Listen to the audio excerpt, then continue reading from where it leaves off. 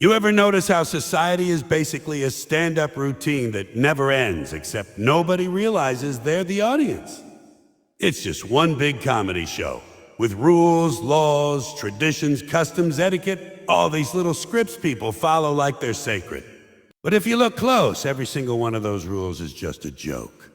A joke somebody made up a long time ago, and everyone else nodded their heads and said, "Yeah, that sounds reasonable. Let's live by that forever." That's how society works. One guy with a straight face tells a punchline, and the rest of us spend centuries pretending it's serious. Take manners, for example. Manners are supposed to make us civilized. They're really just theater with silverware. Now don't put your elbows on the table. Why not? What's gonna happen? Is the table gonna collapse under the weight of my elbow? Is there a law of physics that says soup molecules get offended by elbows? No. Somebody 100 years ago decided elbows were rude. And now we're all hunched over our food like paranoid birds. That's not etiquette, that's a prank.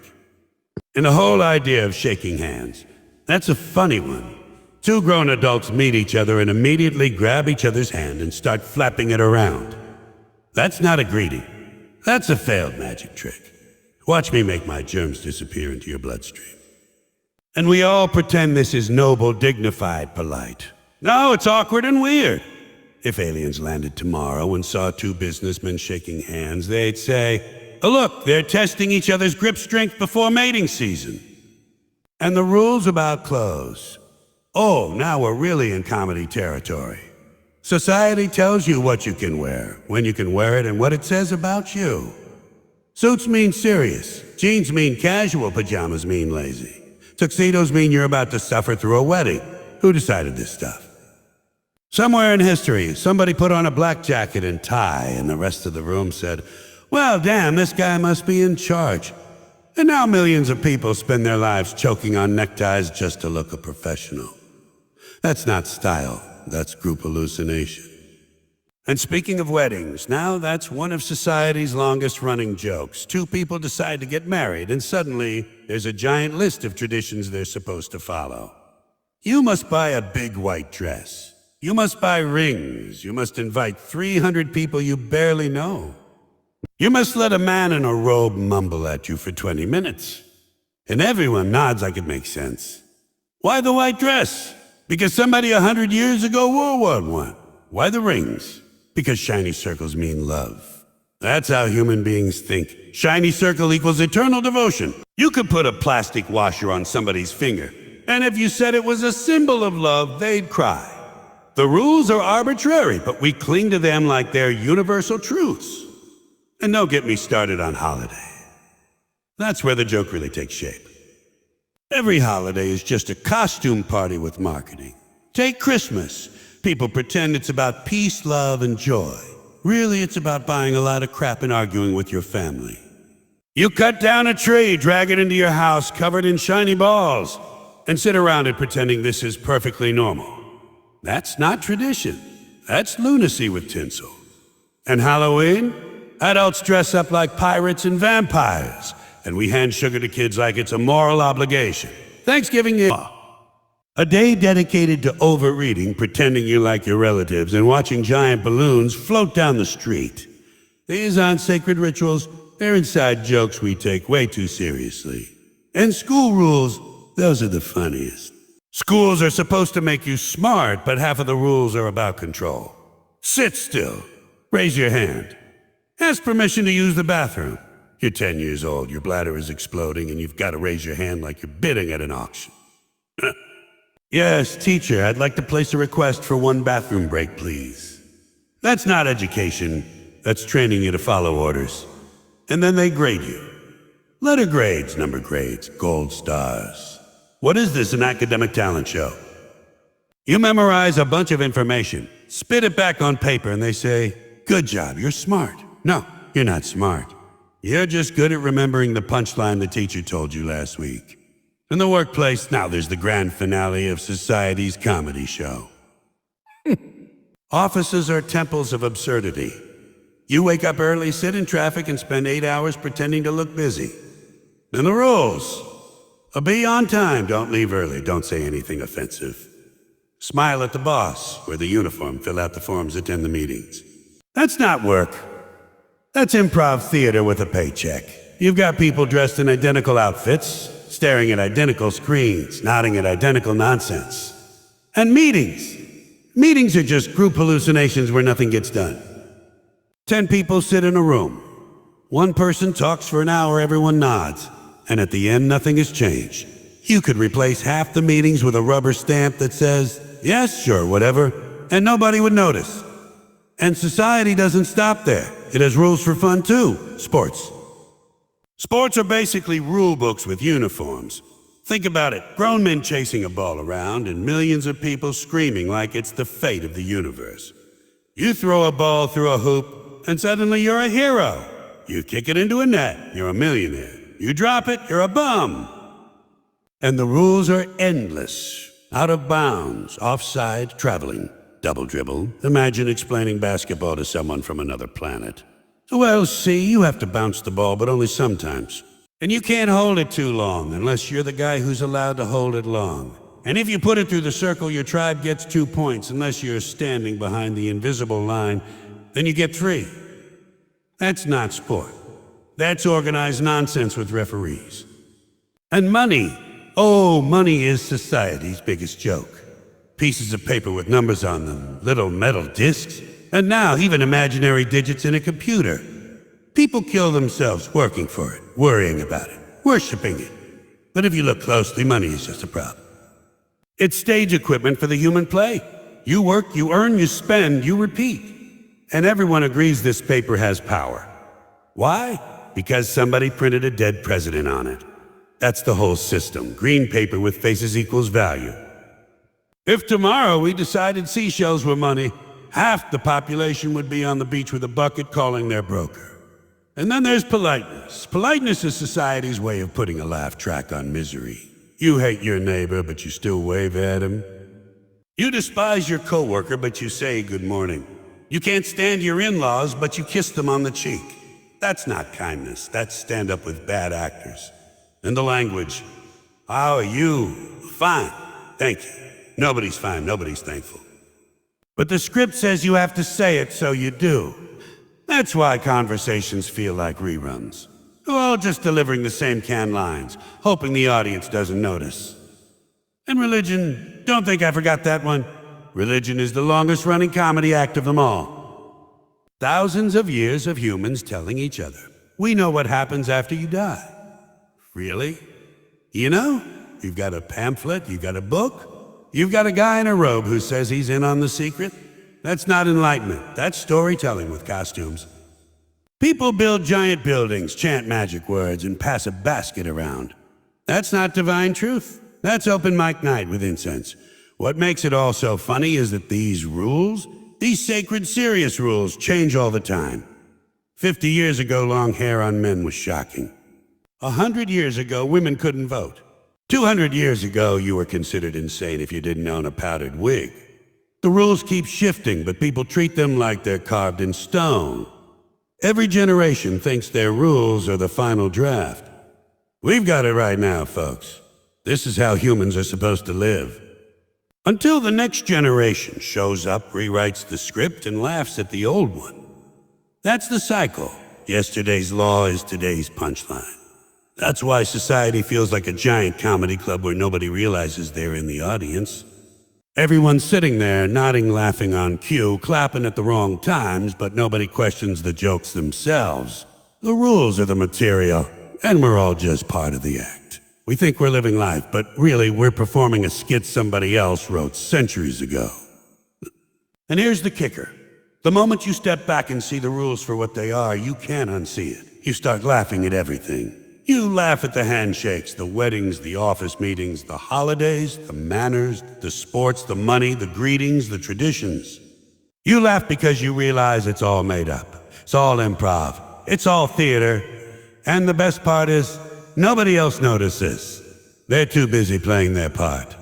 So the next time somebody tells you that's just the way things are, remember this, that's not wisdom. That's the punchline. You ever stop and really think about how much of your life is just a routine? Just endless little rituals we repeat like trained monkeys. Except the monkeys probably have more fun. From the minute you wake up, you're in a comedy sketch and you don't even know it. Life's not a grand adventure, it's a silent comedy show. Except the laugh track is missing, so you've got to supply your own chuckle while you stumble through the nonsense. Take waking up. That's the first routine and already it's absurd. The alarm clock goes off, and what do? You hit snooze. Everybody hits snooze. The snooze button is basically humanity admitting, yeah, I know I said I wanted to wake up at 7, but let's be honest, I was lying. It's the only machine designed for you to fail. You buy a clock that screams at you, you smack it, and then you roll over and drool for another 9 minutes. Not 10, not 8, 9. Who picked that number? Who beat that number? What meeting did that come out of? Gentlemen, I propose we allow humans 9 more minutes of half-conscious drooling. Approved. And getting out of bed, that's a performance. You're half asleep, limbs heavy, trying to negotiate with gravity.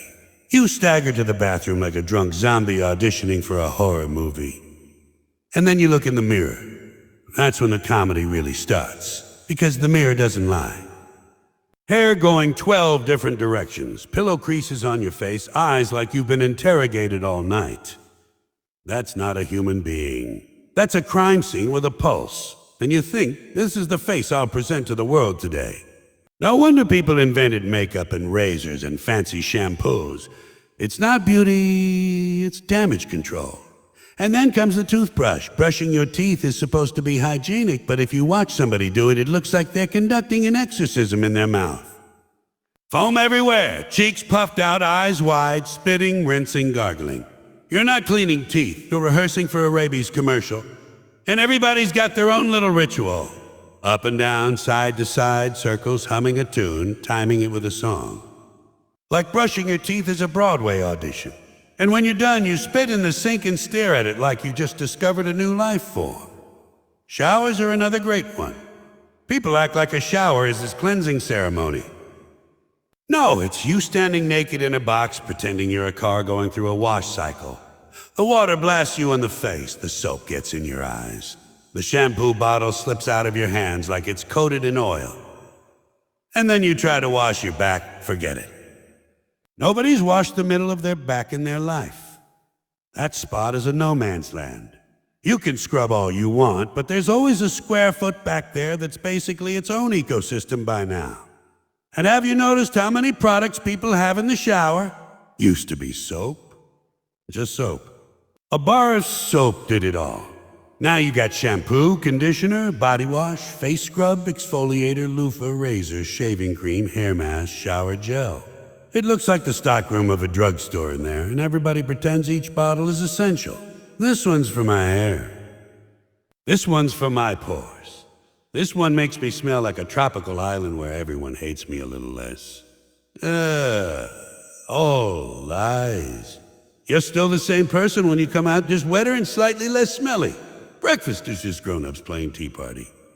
You've got your bowls, your plates, your fancy little spreads. And cereal is the funniest of all. Adults, full-grown adults eating little crunchy shapes invented by a cartoon mascot. Tiny frosted squares, neon-colored O's, marshmallow moons, and stars. You're not eating breakfast. You're auditioning for a kindergarten lunch table. And then you drown it in milk from another animal. Yes, I'll pour cow juice over my rainbow sugar nuggets, thank you very much. And you wonder why life feels absurd. And breakfast has its own mythology. It's the most important meal of the day. Yeah? Then why does it look like dessert? Donuts, muffins, pancakes, waffles, all just cake in disguise. Pancakes are cake with better PR. Muffins are cake with a paper wrapper. Donuts are cake with a hole, so they can sell you less cake and call it a treat. If you ate chocolate cake for breakfast, people would judge you. But slap the word a muffin on it, suddenly you're responsible. Then you get dressed, and that's when the real theater begins. Socks, shoes, pants, shirt, belt, jacket. Every layer is part of the costume. And ties are the dumbest invention in the history of fabric.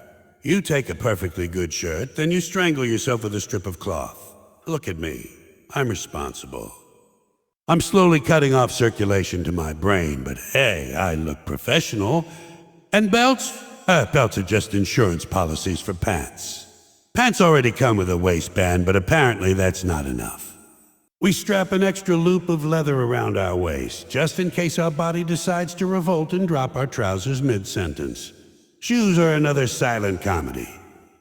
You bend over, tie these little knots, and then spend the whole day hoping they don't come undone at the wrong moment.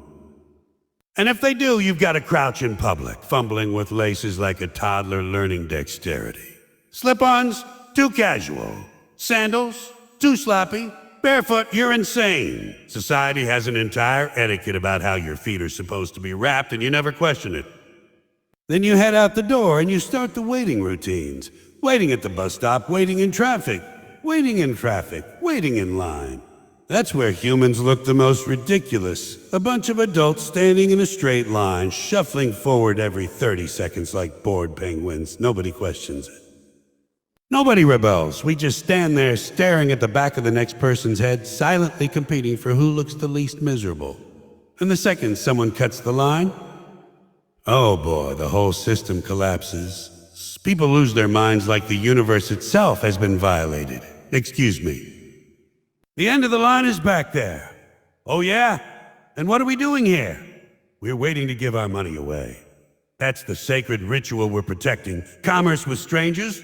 The grocery store is its own sitcom. You push a wobbly cart with one broken wheel, picking out fruit you don't really know how to check. You tap a melon like it's a crystal ball. You sniff a pineapple like it's gonna whisper secrets. You weigh bananas like you're a scientist in a lab. And then you go to checkout, where the cashier asks, hey, do you have a rewards card? No, I don't have a rewards card. I'm just here for bread, not a lifetime commitment to your point system. And the self-checkout? That's where the real comedy happens. You scan the item, you put it in the bag, and the machine screams, unexpected item in the bagging area. What did you expect, a giraffe? It's groceries. That's what I bought. And driving. Oh man, driving is the ultimate comedy routine. Millions of people in little metal boxes, each one convinced they're the only competent driver on Earth. Everyone else is an idiot. I'm the only genius out here. That's how everybody thinks. And traffic lights are like cosmic jokes. Green means go, red means stop, yellow means guess. Half the people slam the brakes, half the people floor it. And the rest are honking in confusion. And honking is magical. People really believe honking changes behavior. A beep! Oh, thank you, I wasn't gonna move until you enlightened me with that sound. Your horn has given me purpose. By the time you get where you're going, you've already completed half a dozen routines, and you're not even at lunch yet. And lunch is just breakfast in disguise. Sandwiches, salads, soups, little boxes of chips. Adults carrying lunch bags like oversized kindergartners. And the rituals continue. Afternoon coffee, phone calls, meetings, paperwork. And then you go home and do it all again. Dinner, dishes, shower, brushing, bed. You repeat the whole sketch in reverse like rewinding a tape, and that's the punchline. Life is basically reruns. Every day, same script, same props, same mistakes. We call it structure. We call it normal. But really, it's just slapstick. The alarm clock, the toothbrush, the shower, the cereal, the tie, the line, the car, the checkout, the lunch, the meeting, the dishes, the bed. Over and over until the credits roll. And people think that makes them sane. But when you look closely, you realize it's the comedy that keeps us from going insane. So the next time you're standing in front of the mirror with a toothbrush, foaming at the mouth like a madman, just remember, you're not losing your mind, you're rehearsing for the only show that never ends. The funniest thing about human beings is how convinced we are that we're in control. Everybody walks around like they've got a steering wheel in their hands, guiding their life in some smooth, calculated direction. I'm in charge. I know what I'm doing. Really, you know what you're doing. Because most of the time it looks like you're just stumbling forward, bumping into furniture, hoping you don't spill your drink. That's not control. That's improv. That's jazz. You're making it up as you go. People love to say, I've got my life under control. No, you don't. Nobody does. You've got a calendar, a wristwatch, and a list of chores. That's not control. That's paperwork. Control would mean you actually know what's going to happen tomorrow. But you don't. You wake up, you check the weather, you check your email, you check the traffic report, and you're still surprised when the day punches you in the face. And then you say, well, I guess that's life. That's not control. That's denial with a smile. Think about it. You don't control your birth, you don't control your death, and in between, you barely control your lunch. You think you picked that sandwich? No, the menu picked it for you. You think you chose that job. No, the bills chose it. You think you picked that spouse. No, your hormones and loneliness had a committee meeting, and they voted yes. You're not in control. You're just reacting to stuff. You're a pinball in an arcade machine, bouncing around, lighting up when you hit something. The machine's in charge, not the ball. Take driving, for example. Driving is where people really think they're in control. I'm the driver. I've got the wheel. I decide where to go. Yeah? Until some stranger cuts you off or the road's closed or you hit traffic so bad you're moving slower than a funeral march. Suddenly, Mr. Controller's gripping the wheel like it's a lifeboat. You're not driving, you're waiting for the guy in front of you to move. That's the whole system. One big parade of cars, each person pretending they're the leader. Nobody's driving. We're all just following brake lights. And the illusion of control shows up everywhere. Diets, for example. People love to think they're in charge of what they eat. I'm on a diet. I only eat healthy food. Yeah, until you smell French fries. Then suddenly your diet's on vacation. Your stomach doesn't take orders from your brain. It takes orders from the fryer. You're not in control of your appetite. Your appetite's in control of you. That's why supermarkets are laid out like casinos. They put the fruits and vegetables at the front, so you feel like a responsible adult. Then you wander around for 20 minutes, and by the time you hit aisle 7, you've got cookies, chips, frozen pizza, and 3 boxes of fudge brownies. That's not control. That's hypnosis with fluorescent lights. And let's talk about money, because that's where people really fool themselves. Everybody thinks they're managing their finances. I budget. I save. I invest wisely. No, you don't. You're hanging on by your fingernails, hoping the bank doesn't laugh when you swipe your card. Money controls you. Bills control you. Rent controls you. Your whole paycheck is gone before it even shows up because society built a system where your wallet is basically a revolving door. You're not controlling money. Money's controlling you like a dog dragging its owner down the street. And you're smiling, pretending it's a nice walk. And time is the biggest scam of all. People say, I manage my time carefully. You can't manage time. Time manages you. The clock doesn't care what you plan. The clock just keeps moving. Every day, tick-tock, tick-tock, marching you forward like a drummer in a parade. You can't speed it up. You can't slow it down. You can't take a break. And people live by it. Wake up at 7, eat at noon, bed at 10. We live like obedient pets following the metronome. And if you lose track of time, you panic. Oh no, I'm late. Late for what? Late for your turn in the hamster wheel. Who cares? The wheel's gonna keep spinning whether you're on it or not. And parents, they're the funniest. Parents think they control their kids. We raise them right, we teach them values. Yeah? Wait until they're teenagers. Suddenly your kid's hair is purple. They're listening to music that sounds like a blender full of rocks. And they're telling you about philosophy they just made up in gym class. You don't control your kids. You just feed them and hope they don't end up on the news. The rest is luck. Parents are like gardeners planting seeds in a tornado. You can water them, you can put up fences, you can talk nice to them, but in the end, the wind does what it wants.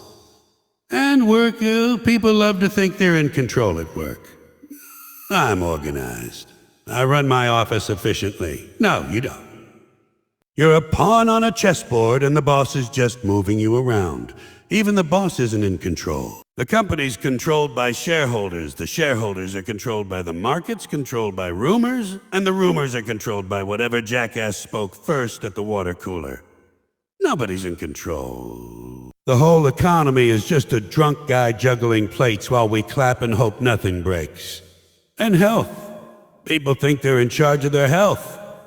I eat right, I exercise, I take vitamins. And then one day your knee gives out because you sneeze too hard. That's the truth of the body. It doesn't ask your permission to break down. You're not running this machine, you're just renting it. And it's a cheap rental too. No warranty, no returns, and the things start squeaking after 30 years. People act like they're the CEO of their own body. Now you're the janitor sweeping up after the organs. And happiness don't even get me started. People love to say I'm in control of my happiness. No, you're not. Your mood changes with the weather, the traffic, the number on the scale, the tone of someone else's voice. You're a jukebox and the world pushes the button. Sun's out? You're happy. Rains? You're sad. Somebody compliments your shirt. You're smiling. Somebody ignores your text. You're depressed. You're not controlling happiness. It's controlling you like a puppeteer. You're dangling on strings, dancing to whatever tune the day decides to play. And then there's fate, destiny, luck, whatever you want to call it. People love to think they can outsmart it. I make my own destiny, sure you do, pal. That's why you tripped on the sidewalk last week and spilled soup down your shirt. Destiny didn't care about your 5-year plan. Life just throws curveballs, and you swing like a blindfolded drunk. Sometimes you hit, sometimes you miss, but don't fool yourself into thinking you're the pitcher. You're just the guy holding a bat, hoping not to get hit in the face. The real comedy is how people cling to the illusion of control like it's a security blanket. They plan everything. Calendars, schedules, to-do lists, goals, New Year's resolutions. Yeah. They map out their whole lives like generals planning a battle. And then reality strolls in, smacks the clipboard out of their hands and says, yeah, that's cute, but here's what's actually going to happen. And instead of admitting the truth that nobody's in charge, we double down. We make more plans. We build more routines. We tighten the grip on the wheel that isn't even attached to the car. And maybe that's the biggest joke of all. The fact that people would rather believe in control than face chaos. Because chaos is scary, but control is comforting. Control says, oh, don't worry, you got this. Chaos says, a surprise, you don't. And nobody wants to live with that uncertainty. So we build this whole theater of responsibility planning, discipline management, all so we can avoid admitting the obvious. We're just passengers on a bus with no driver. The bus is rolling downhill, the brakes are gone, and everyone's arguing about who should be DJ. And you know what? That's not tragic. It's funny because it makes the whole human drama look like a sketch show.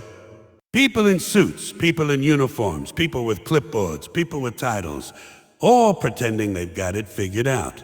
They walk with confidence, they talk with authority, they act like experts. And then you scratch the surface and you see it's all guesswork. The doctor doesn't know, the politician doesn't know, the scientist doesn't know, the guru doesn't know. Nobody knows, and that's the truth. But instead of admitting it, we all keep playing along, clapping at the wrong times, hoping the act goes smoothly. The act goes smoothly. So the next time you see somebody gripping the wheel of their life, chest out, eyes forward, declaring proudly, I'm in control, just remember, the wheel isn't even connected.